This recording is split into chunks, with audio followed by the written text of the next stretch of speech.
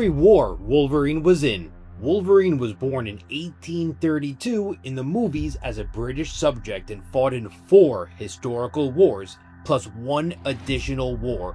The war where humanity and mutants battled against the Sentinels in the future. You might wonder why I called him a British subject. That's because Canada wasn't a country until 1867, and at the time, the land was under British occupation. They were like Prince Andrew's Pizza Express alibi, weak and questionable. The first war Wolverine fought in was the US Civil War, despite being a British subject. It is likely that is when he became an American citizen, either as a result of service or sometime before, since many foreign-born soldiers gained citizenship as a result of fighting as a Union soldier, taking rifle fire and even a direct cannon hit. We will discuss this more in detail, but there is no way the US government did not know they were dealing with 2 super soldiers.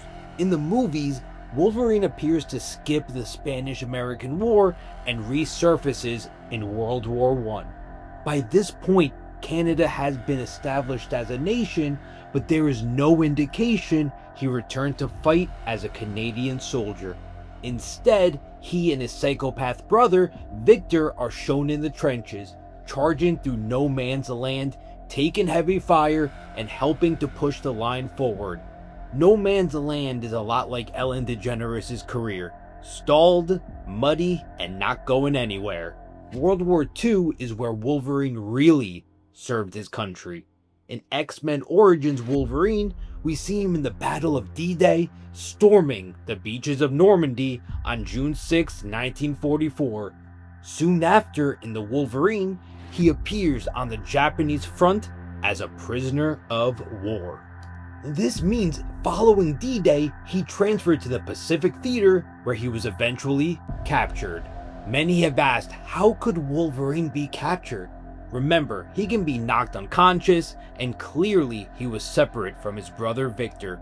Let's assume he was the last man standing in his battalion. But you're probably wondering, how does he go from Normandy to Japan? Bad writing, right? Nope. After victory in Europe, the US began redeploying experienced troops from Europe to the Pacific for the planned invasion of Japan, Operation Downfall. The plan called for over 1 million US personnel with large-scale troop movements already underway.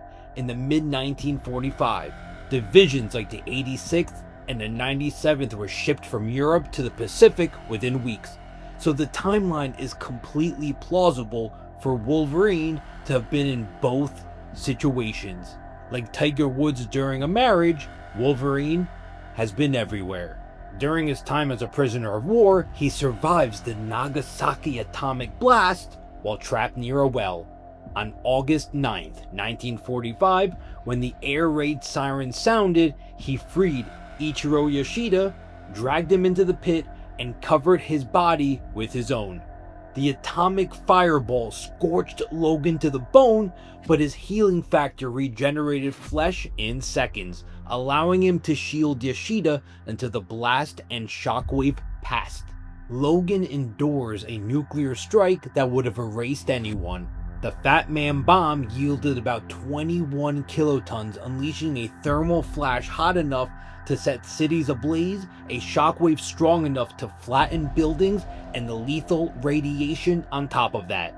The stone well provided partial cover, blocking the initial fireball and absorbing much of the heat, but Logan still absorbed much of it, debris and radiation. His skin visibly burned off, bones were exposed, and the hurricane-force winds slammed into him. Any ordinary human would have been dead within moments. Wolverine not only survived, but stayed conscious and healed in real time, keeping Yoshida alive through the impossible. Wolverine protecting those around him, unlike Hawktua Girl, who scams her audience and wonders why she doesn't have one anymore. Her influence is more dead than Batman's parents. Wolverine and Sabretooth sat out the Korean War, taking a rare break from the battlefield. Who knows, maybe they spent it in the Bahamas, drinking, hitting water slides, and playing billiards at the local pubs. When they returned to service, it was in the jungles of Vietnam, once again fighting under the red, white, and blue.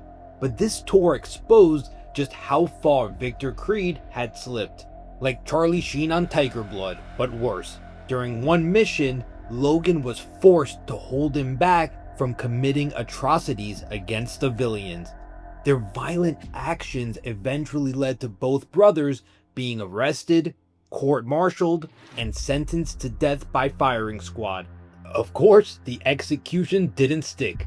Their healing factor shrugged off the bullets, and they awoke soon after. This is when Victor and Logan are pulled into Stryker's US covert strike team, carrying out Black Ops missions across the globe, questionable and shady, like your mom's weekend partners. The next war Logan fights in is in a dark future timeline 17 years after Last Stand in 2023. Wolverine fights alongside the mutants and some human fighters against Sentinels, but by the time they go on the offensive, most of mutant kind has been eliminated. Needless to say, Wolverine is a war-proven veteran, but for some reason, I don't see him doing anything his country asks of him. Did the US government know about Logan and Victor having superhuman abilities? As detailed throughout the video, 100%. For whatever reason, they kept it an open secret, and without any documented proof, any stories would be loony folktales. It's also why I believe William Stryker was sent to Vietnam once they were court-martialed, and why he was not surprised by what they were capable of. They probably already had files. Wolverine's wars in the comics. Wolverine has been in thousands of comics, and like the movies, he appeared in essentially all the ones we named, but also the Spanish Civil War on the Republican side. During this time, he crossed paths with Ernest Hemingway. In many World War II stories, both in the comics and in the animated shows, he crossed paths with Captain America and Bucky. There were times they had disagreements on methods, but generally worked together. That's right, in many iterations, Steve and Logan's relationship goes back decades. He also participated in many Cold War missions, but of course, there was never any formal war. In Deadpool and Wolverine, Wolverine seems to have a familiarity with who the Avengers are. It's likely we will see this version of Wolverine in Avengers Doomsday or Avengers Secret Wars. It would not surprise me if we see flashbacks to battles in World War II where Logan crossed paths with Steve Rogers. Comment below if you would like to see this happen. If you enjoyed this video, like it and subscribe for more.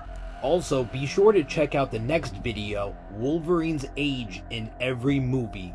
Some of the details will genuinely shock you.